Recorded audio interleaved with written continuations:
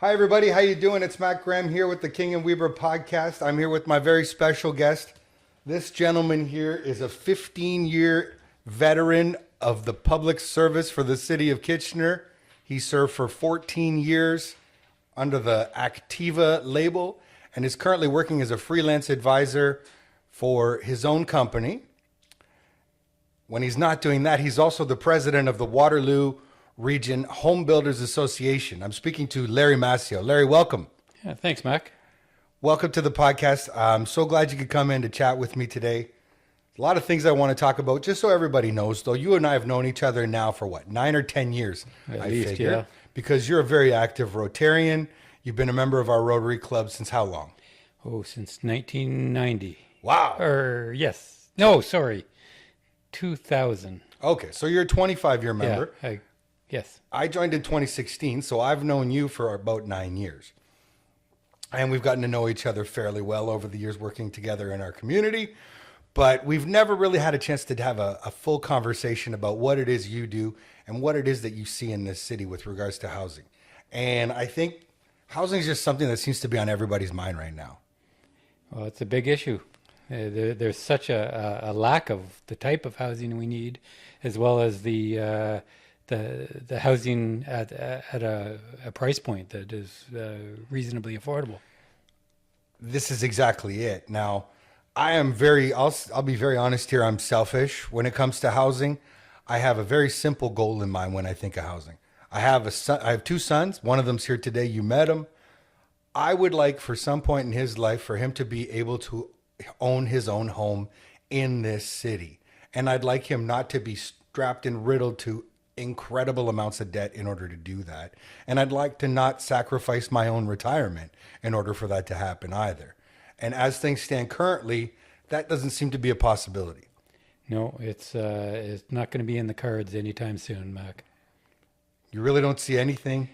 You know, there's significant efforts, I would say, starting at various levels, but we've dug such a hole in terms of the housing situation. It's going to take years and years to dig ourselves out of that. So, in your position, I wanted to talk to you because you've seen both sides of the story. You've worked in the public sector and you now work in the private sector. You've seen how the sausage is made inside at City Hall. Now you're making sausages outside. And I think that offers a unique perspective to this housing crisis. But what I first wanted to ask you about is this: you're the president of the Waterloo Home Builders Association. Why is it here in 2025, everybody wants a house? I have a house, you have a house. We aspire for our children to have houses. Why is it we treat home builders like they're the big bad wolf? Why do they have this reputation like, oh, these terrible land developers, these terrible home builders? Why do they get that reputation? I would put it mostly to politics. I think it's, in the vast majority of circumstances, it's an unearned reputation. It's a slanderous insult, actually, to most home builders who are doing everything they can to provide houses for their customers and abide by all of the rules and build quality homes. But unfortunately, I think about 20 years ago, we got sidetracked with planning policies at the provincial level that, together with other circumstances, have created the situation we have now. What do you mean by that? Well, when you go back to the Liberal government of Dalton McGuinty and then Kathleen Wynne, they implemented the Places to Grow growth plan for the Greater Golden Horseshoe, of which Kitchener, Waterloo, and Cambridge, Waterloo region, were part of. And the objective was to reduce the outward growth of municipalities. Urban sprawl was this bad word. It was urban sprawl. That's what they called it, which sounds pejoratively, awful. In my opinion. Yeah. But the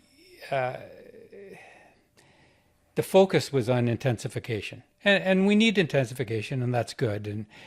And unfortunately, though, we had years and years of planning approvals, which slowed down the approval and development of greenfield low-rise development, and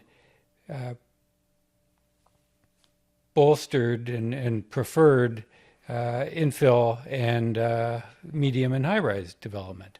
And so, for everybody that's listening that doesn't know, greenfield means a clean, uncontaminated piece of land, correct? Correct.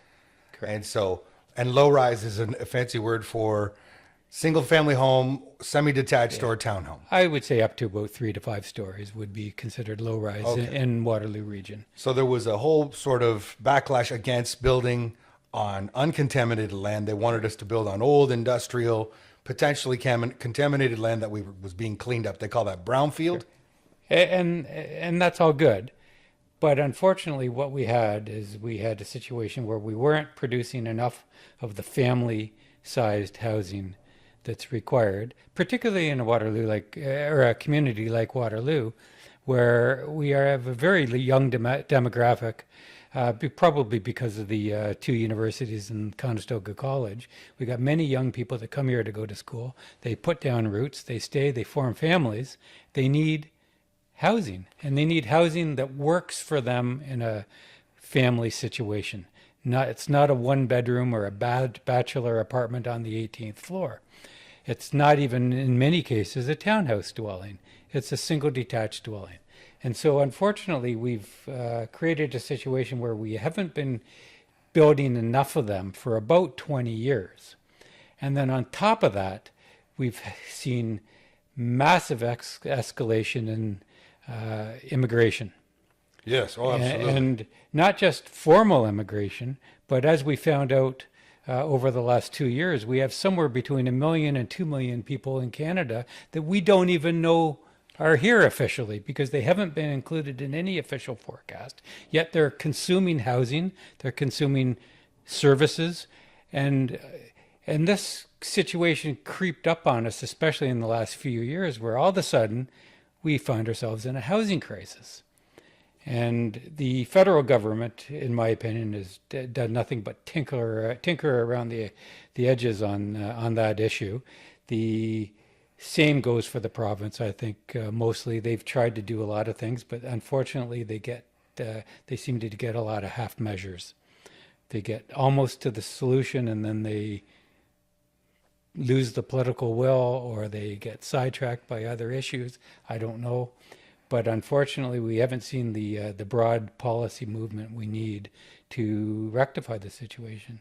And now we're in a place where it could take decades to get ourselves out of the housing crisis and get us to a point where we have a reasonable supply of housing that allows for the type of housing people need when they need it at a price that works. Yeah, and that's the tricky part is everybody uses buzzwords. They use affordability, affordable housing.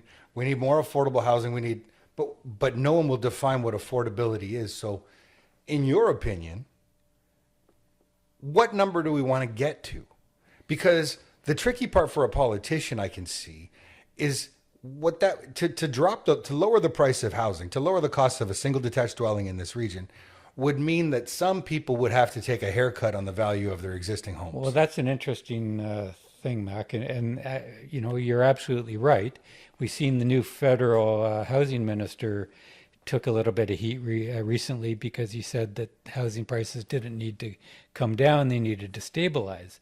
Unfortunately, stabilizing the housing prices at those levels creates a situation where it could take decades for somebody to get a down payment together to get into a home in the first place. Well, yeah, it was. However, we've got a situation where over many decades, that is the house is the most people's most significant aspect, financial investment, and it is something that they rely on for their retirement. And I don't know that reducing the price of housing won't create other issues that are perhaps unintended and maybe almost as bad as the housing crisis that we're in. Well, so I don't advocate for keeping house prices the same. They got to come down, but we got to do it very carefully, and they got to come down gradually while we grow the economy, grow wages, But what's the number? That becomes the question. What's the number? I really am loath to put a number out there because it's Oh, okay, yeah, I get it, and nobody wants to. It's a political football that everybody's passing around.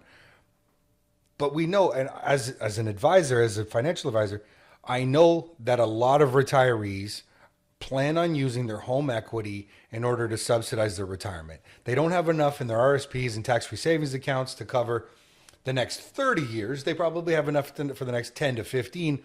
But for that second portion, the plan is to sell the home or use a reverse mortgage to finance their retirement. Right. And so I listened to the Monk Debates podcast actually a couple of weeks ago, and there was a long discussion on this right after the federal election, that it was, the belief was that it was the baby boomer men in particular that swayed the results of the election when they chose to vote liberal. And the argument on the Monk Debates, this wasn't my idea, was that baby boomer men voted with their investments rather than with their hearts. They were looking after their portfolios, and they were afraid that if Pierre Poilievre was to become the prime minister, that the value of their homes would go down. They would lose value in that, and they didn't want to lose that, so they voted liberal. That was the argument that I had heard on there. And whether or not that's true, I'm not sure. But there is a, in my opinion, there is this underlying sentiment and this amongst baby boom generation that home equity is part of their retirement plan. And if anybody messes with it, then it will impact their vote. Yes, for many people it is a part of their overall investment for portfolio, and they're looking for some of that or all of that home equity to finance a good portion of their retirement. Unfortunately, we're in a situation now that I'm not sure that's going to be the case for many people. When the regional plans came into place about 20 years ago and took us down this road, one of the ways of thinking then was that people get into their 50s and older, they're empty nesters, they don't need the 2,000 plus square feet homes that they're in, and that they'd love to capitalize on some of that home equity, move into something smaller, and go into retirement, and freeing up or recycling those existing single family dwellings, for the younger generations. And that's how we would move forward. Unfortunately, we've seen, like anything, once you restrict the supply of something, the price artificially increases automatically. So ever since that regional plan and the provincial growth policy came into effect, we've seen an escalation, a steady escalation of land, raw land price, designated raw land price, because of rarity. And as a result, prices of the lots got more and more expensive over the years. And then we have a situation, again, where we had drastic increases in immigration, which further drove the market and the competition for those housing. And then we had a global pandemic. And the global pandemic had a big impact in terms of cost of materials and things like that. Everybody was home building stuff. So the prices continued to escalate. And unfortunately, it's a situation where many people are finding that by the time you sell your house in the suburbs, you pay your real estate commission, you pay your land transfer tax, you pay your moving fees, you buy something smaller, there's really not much left, if anything. And who wants to move from 2,000 plus square feet into 600 square feet and have a net zero gain, little or no equity left to help finance your retirement? So people tend to age in place. We're definitely seeing that. It's been talked about in the media locally for a couple of years now. One of the most emptiest neighborhoods in all of Waterloo region is Upper Beechwood. There's huge, beautiful homes, and the assumption was that my generation, the Gen Xers, would buy those homes off of the people, off of the baby boomers who built them in the late 80s, early 90s and purchased them. But they can't get the money that they want for them because my generation, we're not willing to pay what they're looking for, and so they're saying, well, forget it. If I have to sell for 1.1, and then the only thing I can move into is still going to cost me 850, well, there's not much of a net gain there. There's not enough to convince me to leave. It doesn't this. make sense. Yeah, It doesn't make sense. Exactly. So for most people. this is it. This is it. And I look at things. It was just in the paper this week, and you talked about the cost of land and how our land policies have changed. Now, prior to this Ontario planning. Sorry, I was looking for the wording that you used. The places to grow growth plan. Before the Places to Grow initiative, how did land development work in Ontario? Was it that drastically different? No, municipalities with fairly little direction from the province, other than some high-level population forecasting and things like that, set their own official plans and determined their growth and their growth needs, the type of growth that they wanted, where they wanted it, and then they would plan and service those areas for housing. And we typically didn't have those kind of issues until we had artificial restrictions on land supply. Can you give me can you explain artificial restrictions? Policy, growth policy from the provincial government, and then municipal governments following suit because they had to. So you're talking about the Greenbelt? Well, Greenbelt was one of them. The Greenbelt, though, didn't, for the most part, the Greenbelt designated land that was undevelopable anyways. It was significant environmental features that weren't going to be developed in any instance anyways. They were just protected permanently by the Greenbelt. So there was probably a few cases where developable, serviceable land that had no significant natural features was caught up in the Greenbelt designation, but those cases are fairly few and far between. So what was the big changes in their policy that changed everything? Well, again, it was the growth plan that required the majority of growth to be serviced through intensification, and by its very nature, intensification requires more of a multiple type dwelling, or a multiple floors, like a So high-rise. to put it in plain English, we're taking a former industrial site, and we want to. It's not going to be a factory ever again, and the city or the region or the province knows that that's not going to be a factory ever again. So we want to turn this into a place for housing.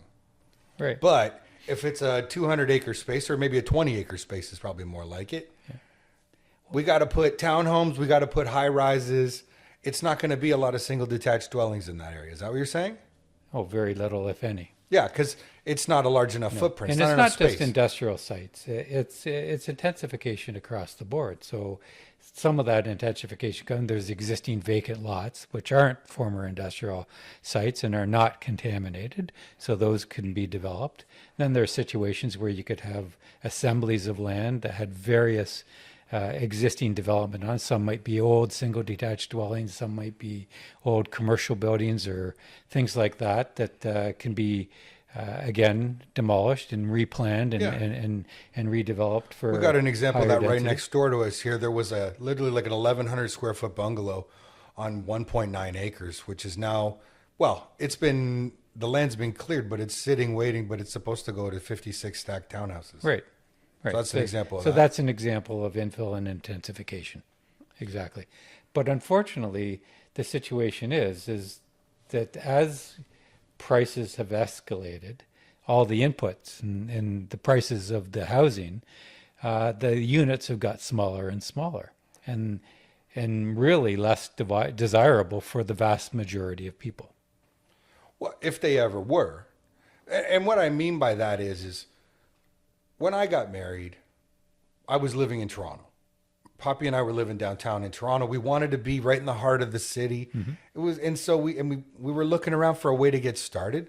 We started with a 1-bedroom plus den condo that was about 700 square feet down by the lake. And it was great. But we ultimately knew that it wasn't the end goal. We always wanted to own a home. Toronto became completely unaffordable. I left that city. I'll never forget it. I I found a newspaper listing for a home on Dundas Street West in Toronto, down in Little Portugal area. And we got to this house, and it was listed at $580,000 at the time. Little bungalow. Don't you wish you had bought it in hindsight? Well, see, I'm just too small town. I'm too Strathroy for that because we got to this house, and it was $580,000. And as I got to the door, the realtor looks at me and goes, okay, before you go in, just plug your nose or put a rag over your, like put a handkerchief over your nose. I was like, are you, what? He's like, yeah, man, you're not gonna be able to handle it in there. Literally, like the reek from this house was so bad.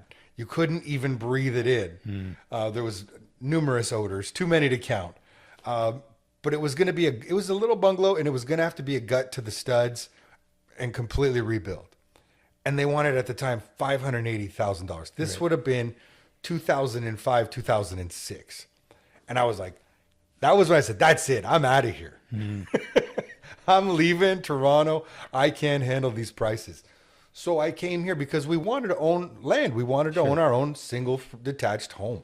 And it was more affordable. What was beautiful about Kitchener is it was close to Toronto, but it wasn't Toronto. Yeah. Now, since I've moved here, over the 17 years that I've moved here, from a real estate and land perspective, it's become more and more and more like Toronto. Similar policies, more intensification, which I live downtown. It doesn't bother me at all. But what does bother me is, and this is the same for Toronto as it is for here,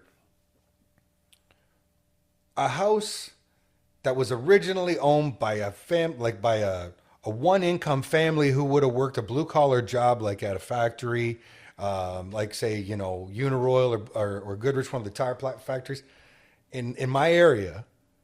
That's how that would have been Absolutely. built and serviced and paid for. That same house today, with very little change to it, you would need two professionals earning an income of more than $100,000 a year to afford a down payment. And it would take you 5 to 7 years to even get that down payment. And that's crazy, man. And that's why housing is out of reach for so many people. Yeah. And I like I said, you're telling me decades. I don't want to believe that. You're probably right. Well, I'm going to be the optimist and say, I hope it's not decades, Mac, but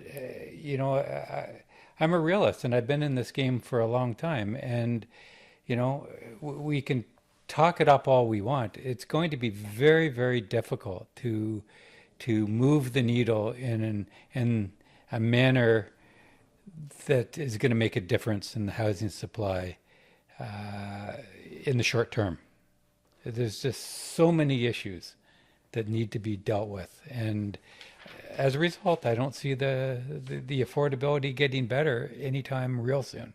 Wow. But we have to work towards it. And, in the medium term, I'm hoping we can get there. But it's going to take a drastic change in policy, and it's going to, I think, take a change in people's expectations as well.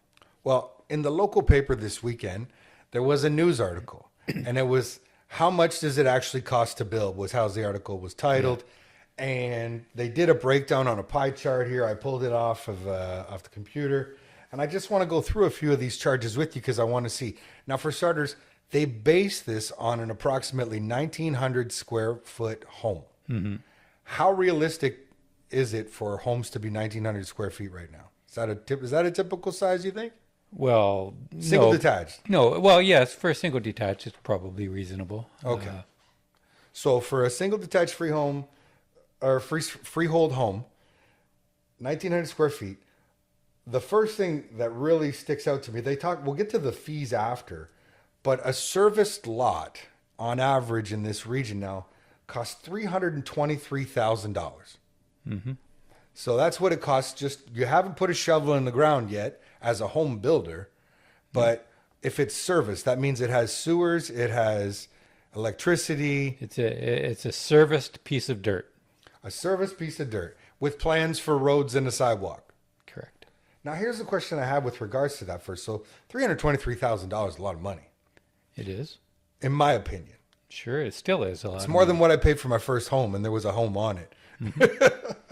Now, with regards to that service lot, what are the fees that a developer has to pay like they just call it a service lot cost that much, but how much does the developer have to pay to get it serviced? Right. Well, it depends on the situation, but there's a significant portion of that service lot that is developer sunk cost for building the services and the roads to access the lot. Yeah. So the city's not paying for those roads. No, in a private plan of subdivision, the developer pays for all of the municipal roads and services within that plan. Okay. So a company like Activa, like you used to work for, when they were involved in a lot of land development, when they found a piece of land, they apply to get it zoned for housing because it Correct. wouldn't have had housing first. So that's your job back then, right? Yes.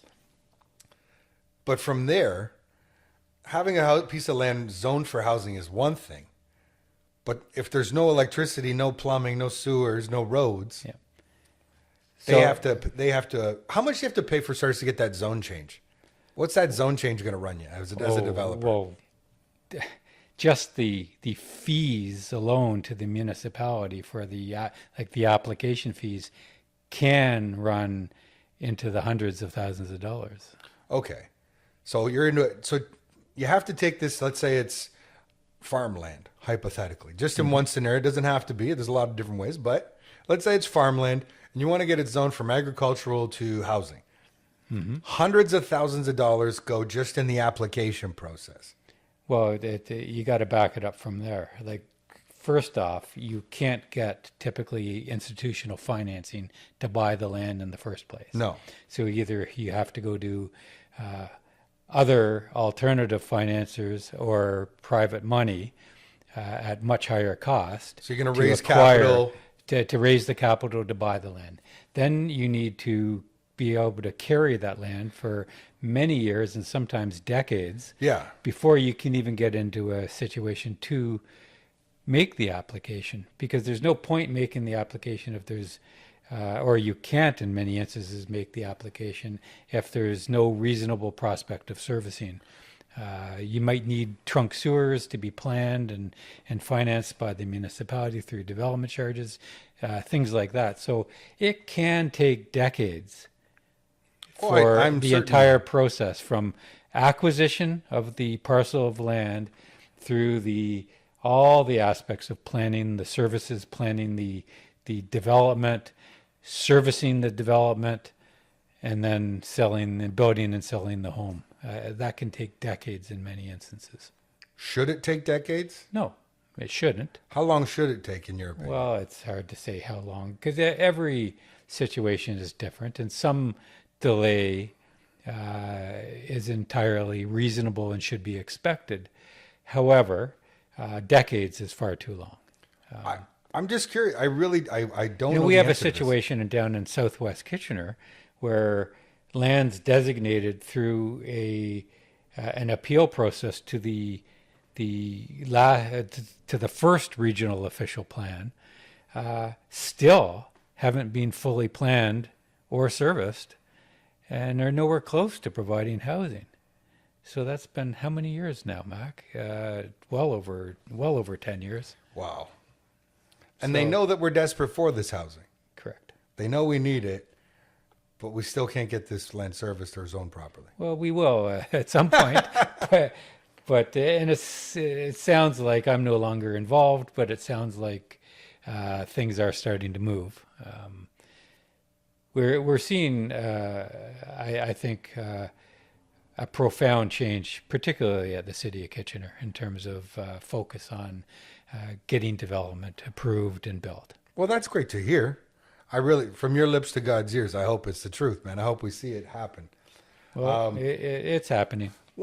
So here's a weird question. You talk about, okay, so you can't get traditional financing on a raw piece of land. You've got to go out to the capital market. Now, in your experience, are people buying shares of the corporation, or are these loan agreements with private lenders? It can be both. Every developer has a different situation, and an individual developer could have multiple different ways that they finance. But if you're getting the raw institutional, land. or if you're getting private lending, let's call it lending.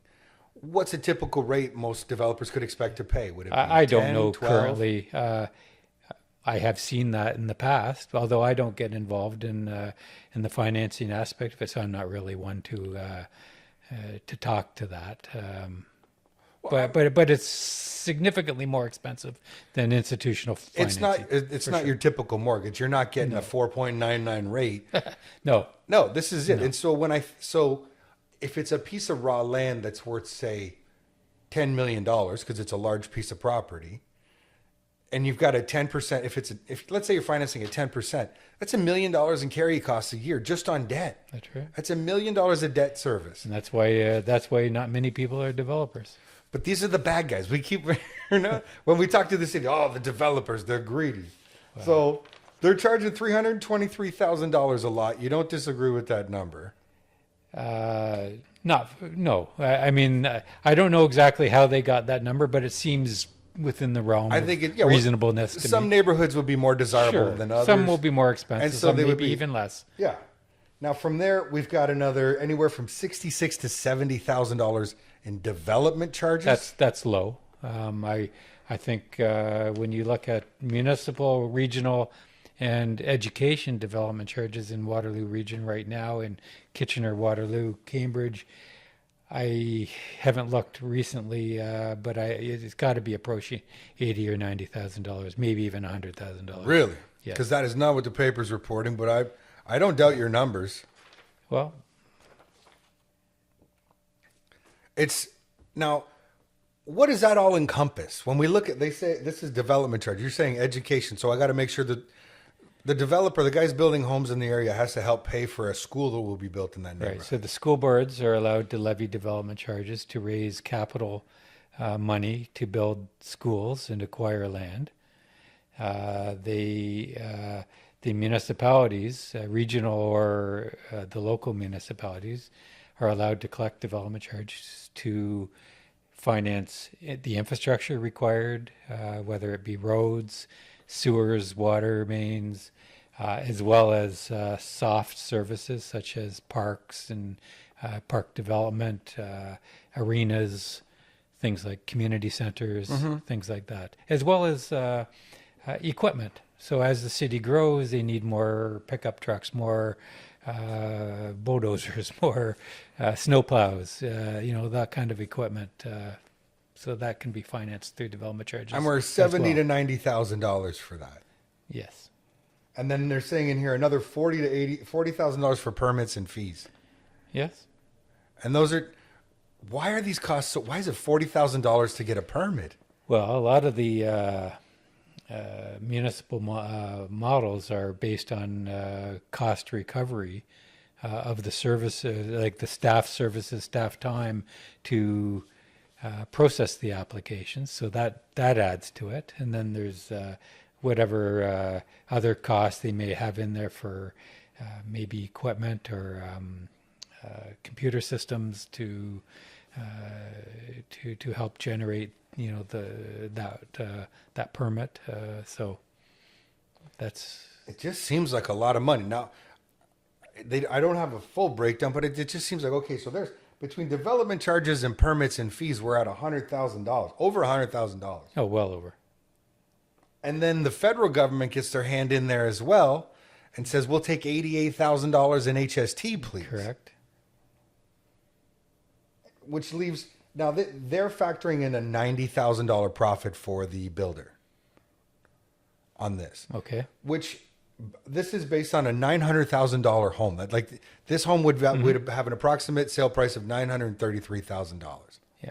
Okay. So don't forget that. Don't forget that profit, and it may sound high to some people sometimes, but that again, that profit is covering perhaps 20 years or more of carrying the land, servicing the land, the process to get it approved, then the actual physical development, grading and servicing of the land to the point where the house can be built, and then it includes the cost of building the house and getting all the permits.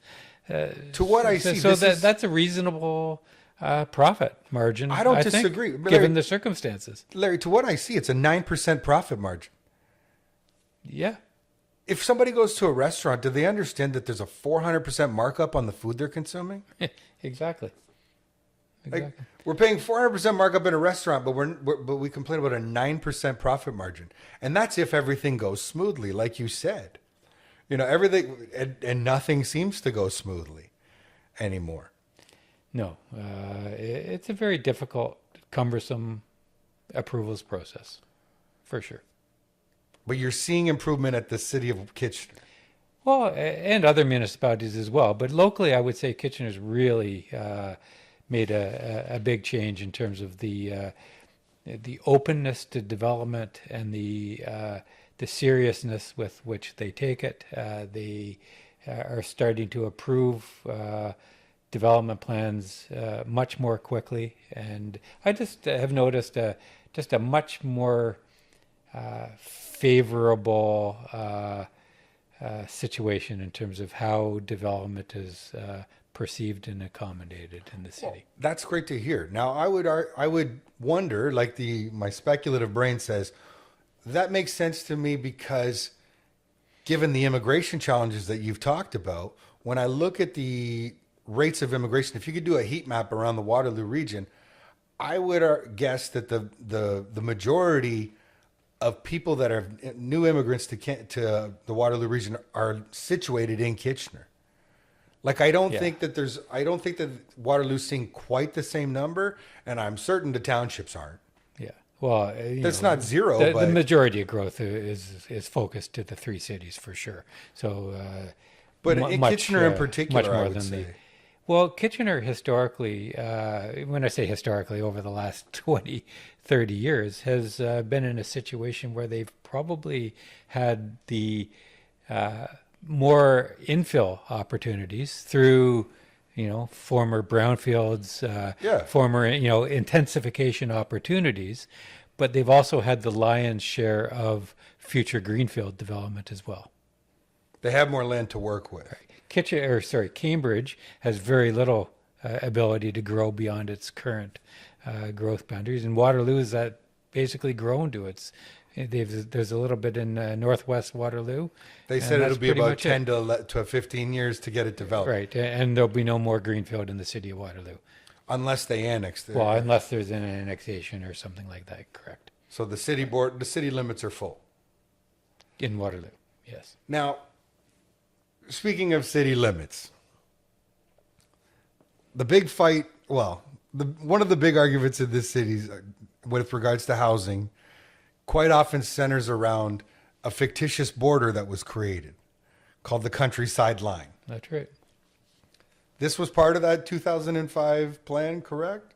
Well, it started with the provincial growth plan, and actually, the Countryside Line in Waterloo kind of went a separate process, started around the same time, maybe even before the provincial growth plan. But it was around that time, yes. So this was early 2000s. But it was meant to be a guideline. It was meant to be as I understand it, kind of a medium-term growth boundary to promote and instigate more intensification, better use of existing services within the existing developed urban municipality, with the expectation that over time, and as that intensification happened, that there would be continued greenfield expansion and growth, for a balanced market. But unfortunately, that didn't quite happen the way it was originally sold to us. The province doubled down on some of the intensification requirements with a second growth plan, and they just got to a situation where we were continuing to grow but not expand our urban boundaries, and there it lies in one of the primary reasons for the escalation in raw land cost. And every type of housing, whether it's infill or greenfield or single detached dwelling or an apartment, every housing unit has some land component to it. Yeah. right? Obviously. And as that land increases because of scarcity, so does the price of housing. Because we can't go any further. So everybody knows my land has to be worth something. There's 'Cause only a it's- finite amount of it designated or able to be designated given current policy structure. Because it's turned into what feels like a hard border. It was supposed to be a suggested line, but it feels like a hard border. And there's lobby groups out there, hold the line, hold the countryside line. Well, in the regional plan is really in the process of being phased out because the province took the planning authorities away from the region of Waterloo and has put it to the area municipalities. So until area municipalities are able to revise and redo their current official plans, the current regional official plan policies are just transferred to the area municipality and are still in place. The vast majority of the countryside line is a permanent line because it abuts protected countryside or countryside that has no intention of being designated or serviced in the future for housing. So there's only a few places where it was ever planned that countryside line might be breached to allow for further expansion. Because now I'm a layman. I'm not a home builder, as I've made very clear. But I can't help but notice stuff that it doesn't seem to make sense to me. When I drive down Tressler Road, for example, which is a long part of alongside the countryside line that's been drawn, I can't help but notice there's this massive infrastructure right there. There's this. Whenever they show a picture of the countryside line in the Kitchener record, the Waterloo record, there's this massive electrical infrastructure that falls right along that line, but it only services one side of the street. And I know that there's got to be equal plumbing and sewer services below the ground that matches that electrical. It just seems to me like if we need to grow and we need affordable land, why wouldn't we just open up that land? Like, why not service that land just maybe 20, 30, 100 feet across the street? Well, again, that's the policy that was put in place and is still largely in place now. And I think it's going to take a lot of advocacy and community input to change that. So what would you say to people who say we need to, like the people that defend the countryside line, one of my arguments with them, I have to say, is they are usually defending it from the comfort of their own single detached dwelling. Correct. They're the ones that seem to be telling us that we need to convince people and train people to want to live in 3-bedroom condos. Yeah. What would your argument be to them? Well, my argument would be, do you have children? Do they have an issue acquiring the housing that they need due to affordability or availability? That would be one of my questions. Again, I'm not advocating for just, the Wild West and just, take all policy and guidelines away and let people build whatever they want, wherever they want, and expand willy-nilly. We still need to plan. We need to forecast. We need to service steadily and where it makes sense. But to artificially constrain the type of housing that people need has led to a lot of the problems we have today. Well, I know David Furr, for example, he's said to me several times, and I'm sure he said it to many people, was like, if I told you the exact number of cars that were going to be built for sale in the next year, and I limited it to a very small number, well, those cars would suddenly triple or quadruple in cost. And I've said that myself for years. It's like any product or commodity. If pick a company. Wonder Bread. If Wonder Bread knew that they were going to sell, if there was 1,000 families in Kitchener and they only baked 1,000 loaves of bread a week, what would the price of bread be? Because all it takes is some people here to buy 2 loaves and then all of a sudden now there's And a some people don't shortage get for bread. other people. Some people don't get bread. I mean, that's very simplistic, right? But it's a similar situation with housing. You need the market to be able to respond when appropriate. And the private sector will step in and carry that cost and make those units available if they have the ability to do so. And that's part of what we need to do to start to bring the price of housing down. Because if we don't do that in a big way, then I don't see how the price of housing can decrease. Well, what about socialized housing? Prime Minister Carney has come out and said he's in favor of creating wartime style housing as we had post World War That II. worries the heck out of me, Mac. You can swear on the show if you need to. I'll try to refrain from that because once I get going,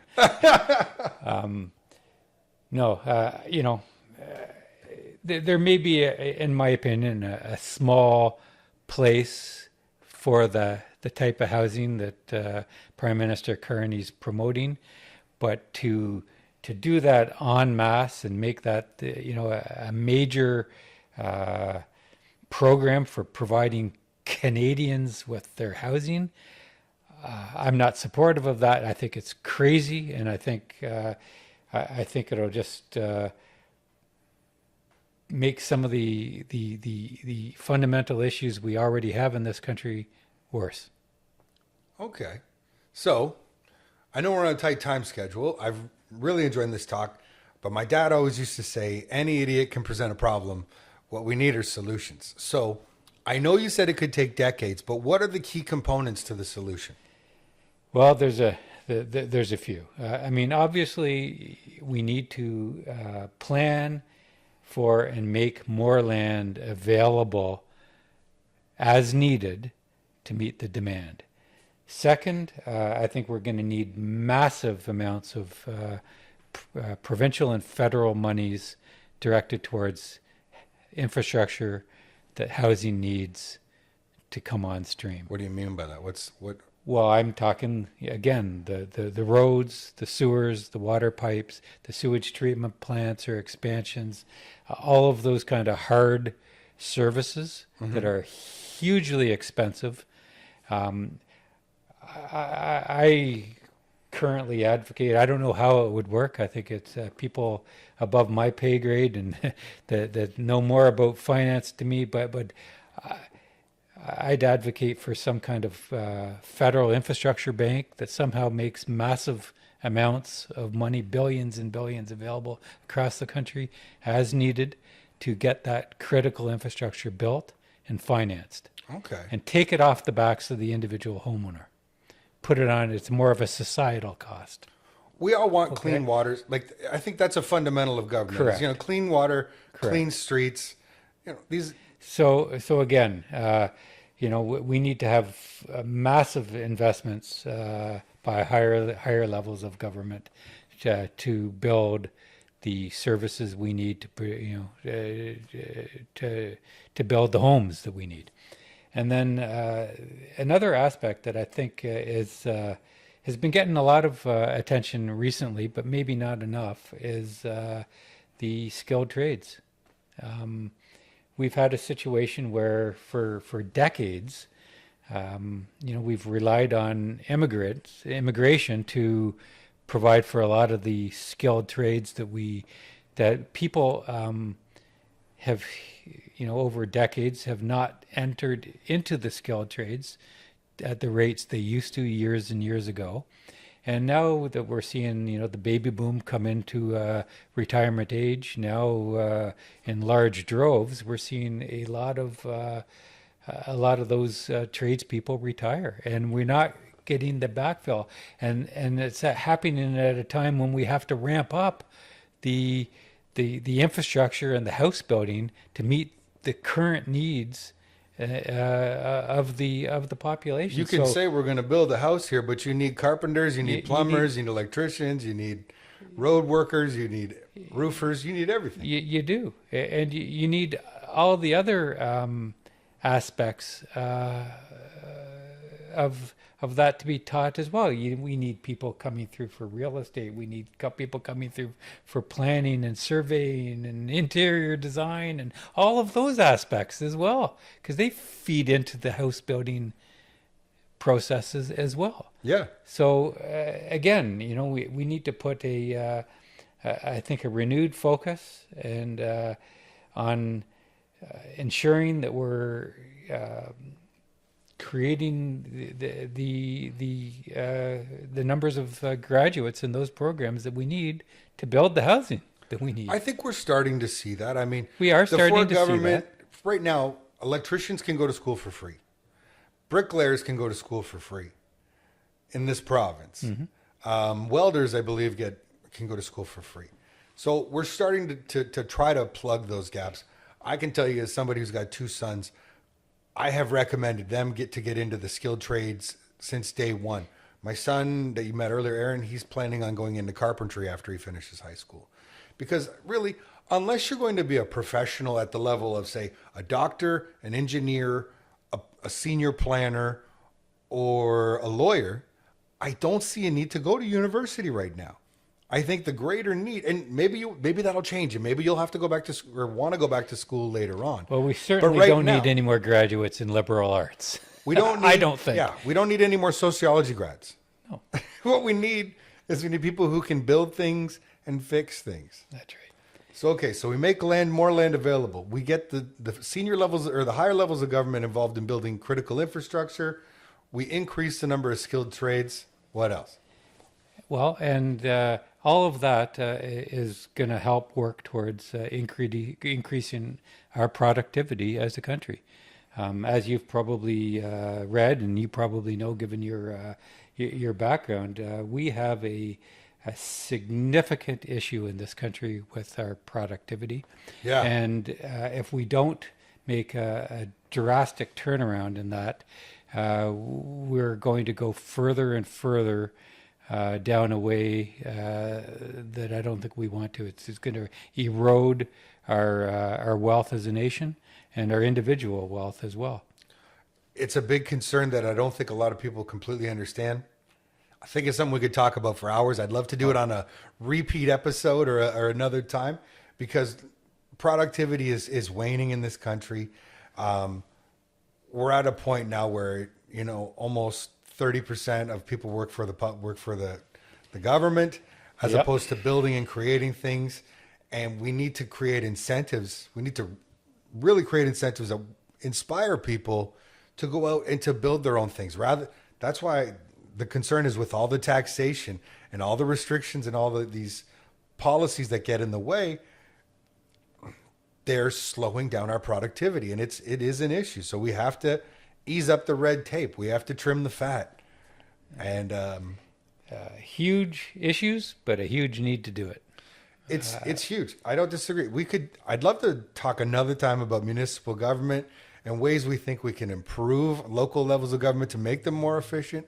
I know today's probably not the day, though, because you got a very busy day. Your daughter's getting married on the weekend. Correct? So you got a few more things to do. I do. But Larry, thanks so much for coming in today. It's been great.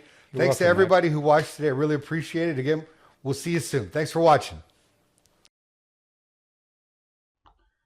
The views and opinions expressed on the King and Weber podcast are solely those of the host, Mac Graham, and his guest, and do not reflect the views or positions of any other individuals, organizations, employers, or companies. All content is provided for informational purposes and entertainment purposes only.